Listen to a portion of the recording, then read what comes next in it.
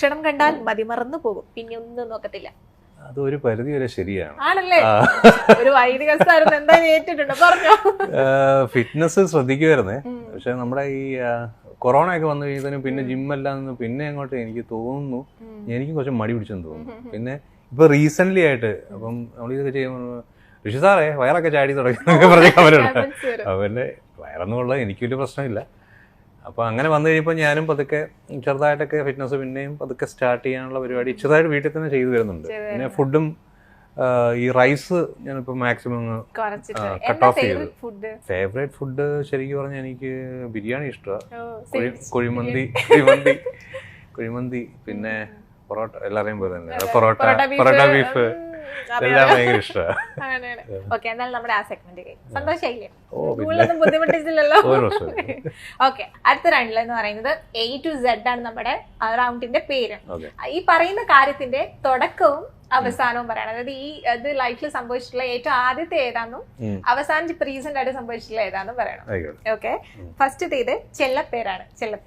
ചെല്ലപ്പേര് എനിക്ക് അങ്ങനെ വലിയ ചെല്ലപ്പേരൊന്നും ഇല്ലായിരുന്നു സത്യം പറഞ്ഞാല്. നല്ല പേരുണ്ടായിരുന്നു, അതായത് സ്കൂളിൽ പഠിക്കുന്ന സമയത്ത്.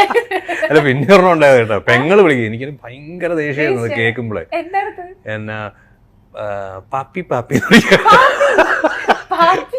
പാപ്പിച്ച, ഇടയ്ക്ക് പിന്നെ ഫ്രണ്ട്സ് എല്ലാം കൂടെ എടാ പാപ്പിച്ച, പിന്നെ പാപ്പിച്ചായ അങ്ങനെയൊക്കെ വിളിക്കുമായിരുന്നു.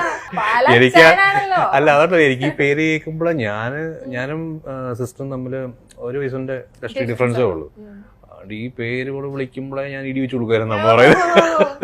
അടുത്ത് meetup with a Bollywood star. Bollywood ബന്ധം ഉണ്ടെന്നൊക്കെ നമുക്കറിയാം. ബോളിവുഡ് ബന്ധം നമുക്ക് എന്താ ബന്ധം? മറ്റേ മാഫിയ ബന്ധത്തൊക്കെ പറയുന്നത്. ഒരു ബന്ധമില്ല ഇതുവരെ. സത്യം പറഞ്ഞ ആരെയും കാണാൻ പറ്റിയിട്ടുണ്ടോ? ആരെയും മീറ്റ് ചെയ്യാൻ പറ്റിയിട്ടില്ല. എന്നാൽ ഒരു സ്റ്റാർ മൊമെന്റ് ഓർമ്മയുള്ളത് ഏതാ ബോളിവുഡ് വിട്ടിട്ട്? സ്റ്റാർ മൊമെന്റ് എന്ന് ഓർമ്മയുള്ളത് സത്യം പറഞ്ഞുണ്ട്, പക്ഷെ ആ സ്റ്റാറിനെ നമ്മളെ അറിയത്തില്ലാത്തതുകൊണ്ട് മമ്മൂക്കയെ ഞാൻ കണ്ടിട്ടുണ്ട്. അവിടെ പളങ്കിന്റെ ഷൂട്ടിന്റെ തൊടുപുഴ വെച്ച് ഞാനന്ന് കുഞ്ഞായിരുന്നു, നമ്മുടെ സ്കൂൾ ടൈം ആയിരുന്നു തോന്നുന്നു. അന്ന് ഞാൻ കണ്ടിട്ടുണ്ട്. പളങ്ക് തന്നെ ഒരു വൈറ്റ് ആൻഡ് വൈറ്റ് ഒക്കെ ഇട്ട്. അപ്പോഴാണ് നമ്മള് മമ്മൂക്കയെ കാണുന്നത്. അപ്പോഴാണ് നമ്മള് അതും വൈറ്റ് ആൻഡ് വൈറ്റും കൂടെ ഇട്ടേ ഭയങ്കര സ്റ്റൈലില് ഇങ്ങനെ ഒരാള്. നമ്മളെല്ലാം അവിടെ പോയി നോക്കി ഒന്ന് കണ്ട്. ഇപ്പോഴും സത്യം പറയാം അത് കഴിഞ്ഞ് നേരിട്ട് കണ്ടെന്ന് പരിചയപ്പെടണമെന്ന് ഭയങ്കര ആഗ്രഹമുണ്ട്. നമുക്ക് മാത്രമല്ല ലാലേട്ടനെ. അതെ, നമ്മുടെ എല്ലാവരുടെയും ആഗ്രഹം പോലെ തന്നെ കാണണമെന്ന്. പിന്നെ തീർച്ചയായിട്ടും. പിന്നെ പൃഥ്വിരാജിനെ ഞാൻ കണ്ടിട്ടുണ്ട് കേട്ടോ. പൃഥ്വിരാജ് നന്ദനം ചെയ്ത സമയത്ത് അന്ന് എന്റെ അങ്കിളിന്റെ വീട് കടവന്തര, എന്റെ തൊട്ടടുത്താണ് ഇന്ദ്രജിത്തിന്റെ വൈഫ് ഹൗസ്. അപ്പൊ അവിടെ പൃഥ്വിരാജ് വന്ന് ഞാൻ നന്ദനം, അപ്പൊ ഞാൻ അയ്യോ ഇത് മറ്റേ പുള്ളിയല്ലേ എന്ന് ഞാൻ ആലോചിച്ചതിനും പുള്ളി കയറിപ്പോയി. അങ്ങനെ പക്ഷെ ഒരു അഭ്യൂഹം ഇങ്ങനെ പോകുന്നുണ്ട്, ബോളിവുഡ് സ്റ്റാർസ് ഒക്കെ ഭയങ്കര കമ്പനിയാണ് ഇങ്ങനെ. എനിക്ക് തോന്നുന്നു ഈ ലുക്കും കാര്യങ്ങളൊക്കെ വെച്ചിട്ട് ചുമ്മാ ഏത് ബോളിവുഡ്.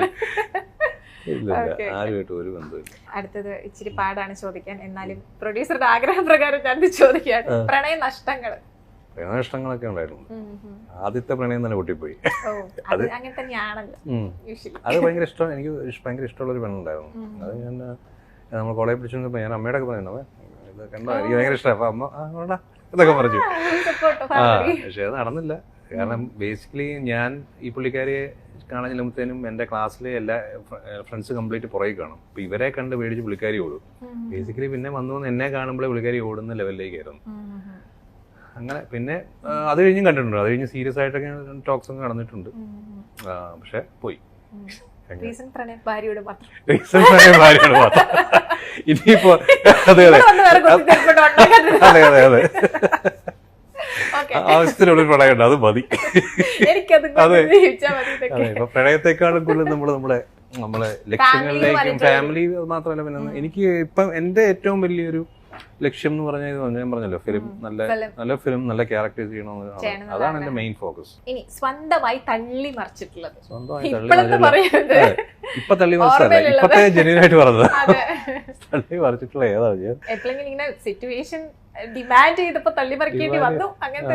അല്ല, നമ്മള് ഫ്രണ്ട്സിന്റെ എന്തായാലും അമ്മമാര് ഇടയ്ക്ക് തള്ളി മറിച്ചത് സത്യം പറഞ്ഞാൽ ഞാൻ അങ്ങനെ വരെ തള്ളുന്ന ആളല്ല, എന്നെ അറിയാവുന്നവർക്ക് അറിയാം. പക്ഷെ ഈ ഫ്രണ്ട്സ് ഒക്കെ ഇടയ്ക്ക് ചൊറിയാൻ വേണ്ടി നമ്മുടെ ഫ്രണ്ട്സ് ഗ്രൂപ്പിൽ പറയും സീരിയൽ ആക്ടർ, നിനക്ക് വേറെ പണിയില്ല, സീരിയൽ അവിടെ ജോലികൾ ഇവിടെ സീരിയൽ. അപ്പൊ ഞാൻ അപ്പോഴും മറ്റേ തള്ള, എടാ നിന്നെയൊക്കെ എത്ര പേരറിയും, എടാ ഒന്നുമില്ല എന്റെ പേര് ഗൂഗിളിൽ തപ്പി എന്റെ പേരുണ്ട്, നീയൊക്കെ ഇത്ര വലിയ കമ്പനിയിലെ മാനേജർ നിന്നെയൊക്കെ ആരറിയാം.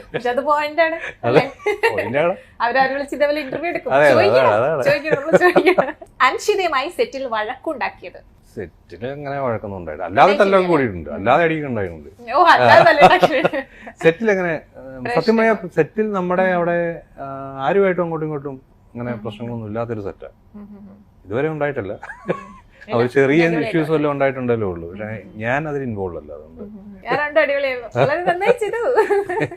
ഇനിയിപ്പോ നമുക്ക് അടുത്ത ഒരു റൗണ്ടിലേക്ക്, അടുത്ത റൗണ്ട് എന്ന് പറയുന്ന ഒരു ജാക്ക് പോട്ട് പോലെ നമുക്കൊരു കുഞ്ഞു ഗിഫ്റ്റ് ഒക്കെ ഉണ്ട്. എല്ലാം കൂടെ ഞാൻ ആ ചെറിയ കാറ് മതിയാവോ? അവസാനം പോകുമ്പോ എന്നെ തല്ലാണ്ടിരുന്ന ഫൺ ആൻഡ് വിൻ എന്നാണ് ഇതിൻ്റെത്. ഇതിൽ 2 ക്വസ്റ്റ്യൻ ഉണ്ടാവും, ഒരു ടങ് ട്വിസ്റ്ററും ഒരു കുസൃതി ചോദ്യം.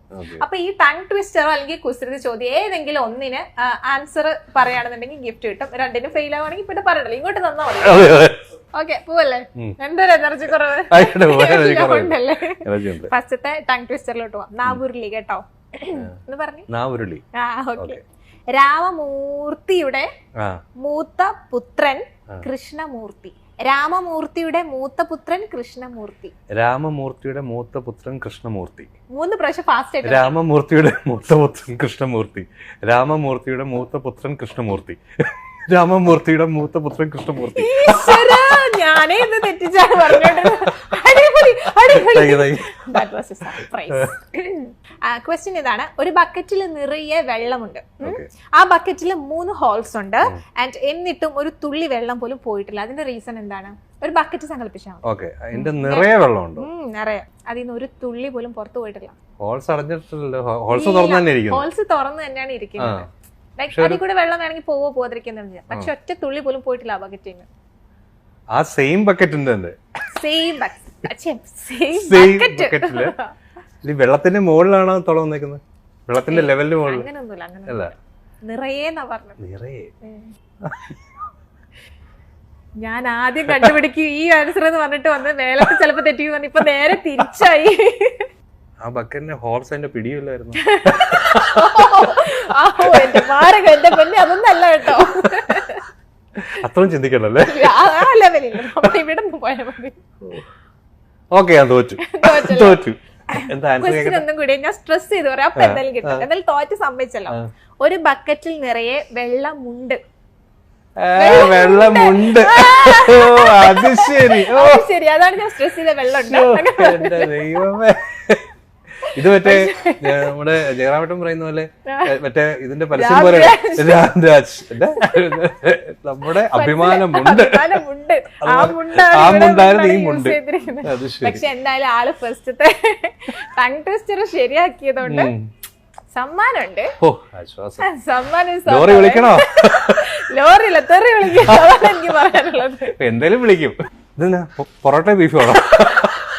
അതെ, സർപ്രൈസ് പൊറോട്ട തുറന്നോക്കി. റഷി സാറിനൊക്കെ ഇഷ്ടമുള്ളൊരു സാധനം. സൂപ്പർ, കിട്ടി. ഗിഫ്റ്റ് ഇഷ്ടപ്പെട്ടു. മുറുക്കിനോട് എന്തെങ്കിലും പ്രേമം? ടച്ചിങ് ആയിട്ട് യൂസ് ചെയ്യാം. ഓക്കെ, ഫേവറേറ്റ് ബ്രാൻഡ് അങ്ങനെയൊന്നുമില്ല, വിസ്കിയാണ് ഇഷ്ടം. അപ്പൊ എന്തായാലും അടിപൊളിയായിരുന്നു. ഗിഫ്റ്റ് ഒക്കെ ഇഷ്ടപ്പെട്ടില്ല. പിന്നെ ഞങ്ങൾ കഴിഞ്ഞ പ്രാവശ്യം കടലമുട്ടായി കൊടുത്തു, എന്തായാലും അതിനേക്കാളും ഞങ്ങൾ അതുകൊണ്ട് പ്രശ്നമില്ല. അടുത്ത ഫൺ അൺലിമിറ്റഡിന്റെ ലാസ്റ്റ് റൗണ്ട് ആണ്. ഈ റൗണ്ടിന് ഒരു പ്രത്യേകതയുണ്ട്, ഇത് കോൾ ഓൺ ഡിമാൻഡ്. ഓക്കെ, എല്ലാ കഥയിലും നായകന്മാർക്ക് നല്ല ശക്തരായ വില്ലന്മാരുണ്ടാകുമല്ലോ. ദാ ഇവിടെ ബിബിൻ ചേട്ടന്റെ ഒരു വില്ലൻ വന്നിട്ടുണ്ട്. എന്താ സർപ്രൈസ് ആയോ? ഷോ അത് ഇങ്ങനെ ചോദിക്കണ്ടല്ലോ, എന്താ സർപ്രൈസ് ആയോ? അത് വേണ്ട, നമുക്ക് ഒന്നും കൂടി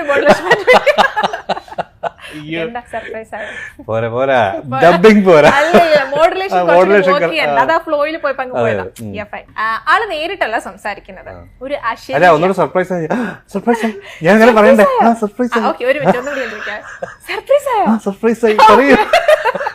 ആളെന്തായാലും നേരിട്ട് വരുമോ സംസാരിക്കോ ഒന്നുമില്ല, നേരിട്ട് കാണാൻ ആൾക്ക് ഇഷ്ടമല്ല എന്നൊക്കെ.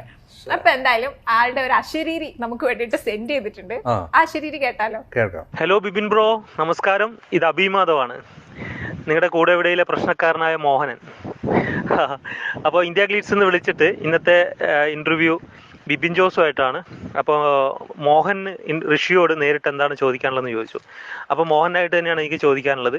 മോഹനൻ ഒരുപാട് ഋഷിയെ കാണാനായിട്ട് ശ്രമിച്ചായിരുന്നു, ഇതുവരെ നടന്നിട്ടില്ല. അപ്പോൾ ഇനി റാണിയമ്മയുടെ കൂട്ടുപിടിച്ചോ മറ്റോ നിങ്ങളുടെ കോളേജിൽ ഒരു അധ്യാപകനായിട്ട് മോഹനൻ വരുവാണെങ്കിൽ നിങ്ങൾ എങ്ങനെയായിരിക്കും പ്രതികരിക്കുക എന്ന് അറിഞ്ഞാൽ കൊള്ളാം. എടുത്തോണ്ട് അടിച്ച് ഓടിക്കുന്നത്